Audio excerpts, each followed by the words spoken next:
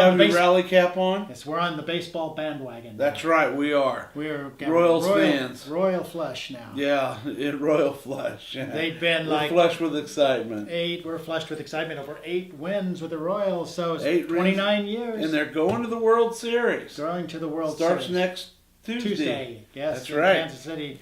Since 29 years since they hosted a World Series, and they won last time, so maybe they'll win this time. Well, keep the spirit up. Keep rallying. Go be a Royal. That's right. Hello and welcome to your old news update. I'm Izzy Fitz. And I'm the Royal Bud Driscoll. You are. You look rather royal. I do look. I'm really. Let's shout out to our sponsors. Headley's Clothing, 1829 South 9th. That's right. Smoky Hill Museum, 211 West Iron. And the Eagle Crest Retirement Community, 1501 East Magnolia. That's right. Let's top the headlines from yesteryear. Let's get right on it. We got so much news. We're going to start with 1964, 50 years ago. Now, Clint Walker. Remember Clint Walker?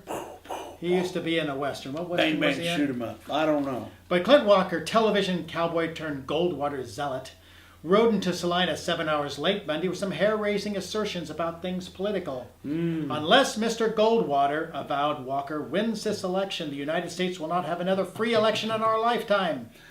As with a string of other allegations before 293 persons at a Citizens for Goldwater fundraising dinner at the National Guard Armory, Walker offered no documentation for his argument. 2 words.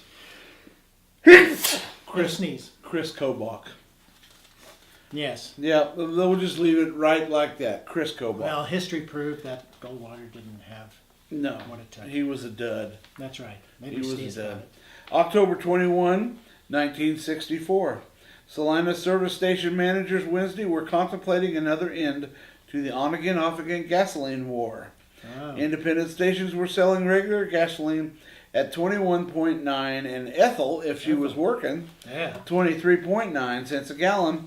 Wednesday morning, and major oil company prices were 22.9 and 25.9. You waking up? That's all his numbers. Prices were expected to return to 28.9 and 29.9 for regular, and 31.9 and 33.9 for ethyl.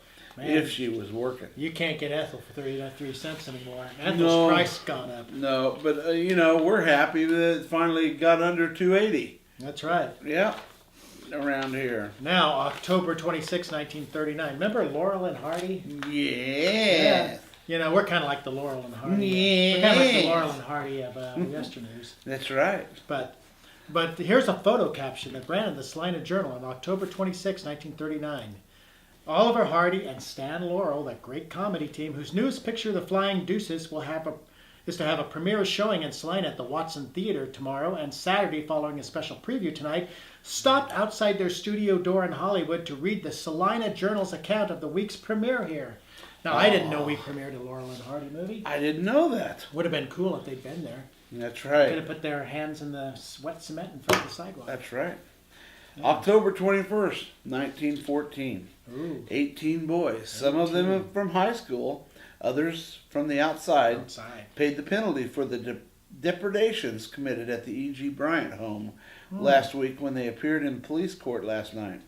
All had been accused of disturbing the peace of the family of E.G. Bryant and the neighborhood. The exact offense is said to have consisted, besides the noise created, of having cut the screens from the windows, broken a porch railing, and otherwise doing damage about the place. The case against the boys in police court came as a result of their attack on a sophomore class social held at the Bryant home. You can't keep those boys down. Even in 1914, they were ornery. Scallywags. Scallywags. Okay, here's a word of caution for all you married men out there. From October 23rd, 1889, the Salina Daily Republican reports, yesterday John W. Kennedy, no relation to John F. Kennedy, it's John W. Kennedy, ex-policeman on the Salina force, and ex-Colorado policeman, ex-farmer, and ex-restaurant keeper, he used a lot of X's, was languishing in the Saline County Jail charged with cohabitating with more than one wife, greatly to the annoyance of wife number 1.